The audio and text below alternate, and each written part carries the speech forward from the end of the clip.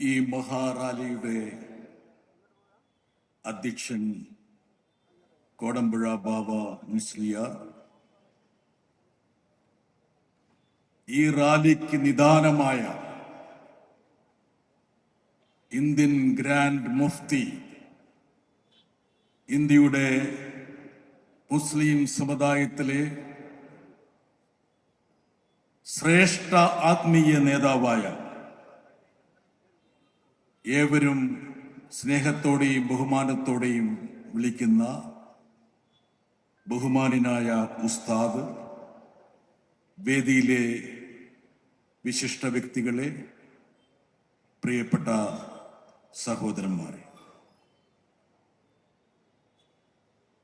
ഉസ്താദിന്റെ മൂന്നാമത്തെ കേരള യാത്രയാണ്.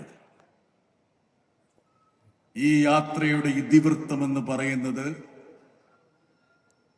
നമ്മുടെ രാജ്യത്ത്, നമ്മുടെ സമൂഹത്തിൽ നഷ്ടപ്പെടുന്ന മനുഷ്യത്വമെന്ന ആ തലത്തെ മുൻനിർത്തിയുള്ള ഒരു പര്യടനമാണ്.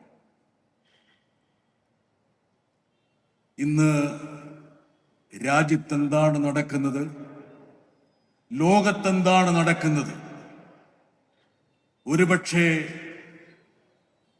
മനുഷ്യൻ ഒരു ഇരുകാലി മൃഗമായി പരിണമിക്കുമ്പോൾ അരുത്, മാനവികതയുടെ തലത്തിലേക്ക് മനുഷ്യനും എത്തണം എന്നുള്ള നിഷ്കർഷയോടെ 91-ാം വയസ്സിൽ വിസ്മയകരമായ ഒരു ഏട് സൃഷ്ടിച്ചുകൊണ്ട് ഉസ്താദ് കേരളത്തിന്റെ വടക്കേ അറ്റത്ത് നിന്ന് തെക്കേ അറ്റത്തേക്ക് മനുഷ്യ നന്മയ്ക്ക് വേണ്ടിയുള്ള ഒരു പര്യടനത്തിനാണ്. ഈ ഒരു പരിപാടി ഉദ്ഘാടനം ചെയ്യാൻ വരണമെന്ന് പറഞ്ഞപ്പോൾ ഞാൻ അതിൻ്റെ സംഘാടകരോട് പറഞ്ഞു, ഇന്ത്യയിൽ ഏത് ഭാഗത്താണെങ്കിലും ഉസ്താദിനോടുള്ള ബഹുമാനത്തെ മുൻനിർത്തി അദ്ദേഹം മുന്നോട്ട് വെക്കുന്ന ഈ ആശയത്തിന് അടിവരയിടാൻ ഞാൻ തീർച്ചയായിട്ടും കോഴിക്കോട് മുതലക്കുളത്തെത്തിയിരിക്കുമെന്ന് ഞാൻ ഉറപ്പു നൽകുന്നു. ഉസ്താദിന്റെ മുതലക്കുളത്തെ ഹ്രസ്വമായിട്ടുള്ള ഒരു പ്രതിപാദനമാണ് ഞാൻ കാണുകയുണ്ടായി. ലോകത്ത് പോലീസ് ചമയുന്ന അമേരിക്കൻ സാമ്രാജ്യത്തിനെതിരെ ഇന്ത്യ സർക്കാർ നിശബ്ദത പാലിച്ചപ്പോൾ അമേരിക്ക ചെയ്യുന്നത് തെമ്മാടിത്തമാണെന്നും അക്രമിയുടെ പക്ഷത്ത് നിൽക്കാൻ പാടില്ല എന്നും ജനാധിപത്യത്തിന്റെ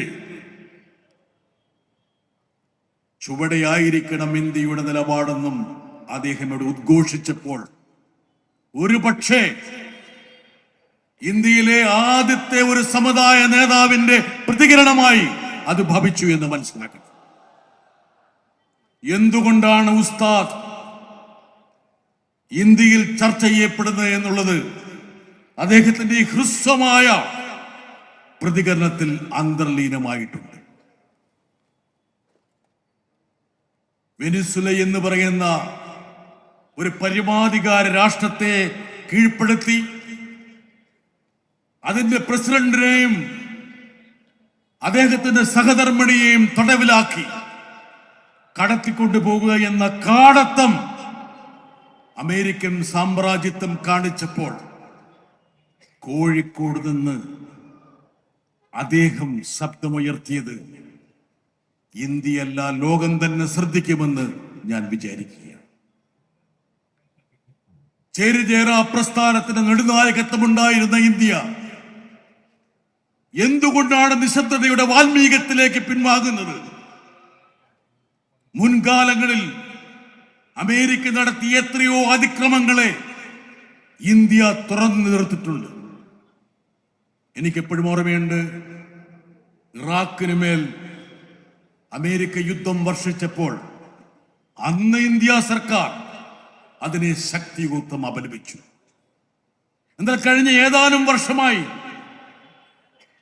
ലോക പോലീസ് ചമഞ്ഞുകൊണ്ട് ഒരു പ്രത്യേക പക്ഷത്തിന് വേണ്ടി, ഇസ്രായേലിന് വേണ്ടി അമേരിക്ക നിലയുറപ്പിച്ചപ്പോൾ അതിനോടൊപ്പം ചേർന്ന് നിൽക്കുക എന്നുള്ള ഒരു ഇരട്ടത്താപ്പാണ് ഇന്ത്യ സർക്കാരിന്റെ ഭാഗത്തു നിന്നുണ്ടാകുന്നത്.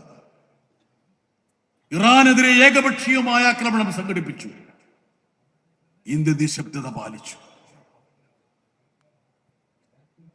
ലോകത്തിലെ പ്രധാനപ്പെട്ട പ്രതിസന്ധികളൊക്കെ സൃഷ്ടിച്ചത് അമേരിക്കയാണെന്നുള്ളൊരു തിരിച്ചറിവിലേക്ക് പാശ്ചാത്യ രാജ്യം പോലും, ലോകങ്ങൾ പോലും മടങ്ങുമ്പോൾ എന്തുകൊണ്ടാണ് ലോകത്തിലെ ഏറ്റവും വലിയ ജനാധിപത്യ രാജ്യമെന്ന്, ജനാധിപത്യത്തിന്റെ മാതാവെന്ന് അവകാശപ്പെടുന്ന ഇന്ത്യ ഇതുപോലുള്ള നിശബ്ദതയുടെ കവചം എടുത്തണിയുന്നത് എന്നുള്ള ചോദ്യമാണ് ഉസ്താദിന്റെ ഹ്രസ്വമായ ആ പ്രതികരണത്തിലൂടെ നമ്മൾ മുമ്പോട്ട് വെക്കുന്നത്.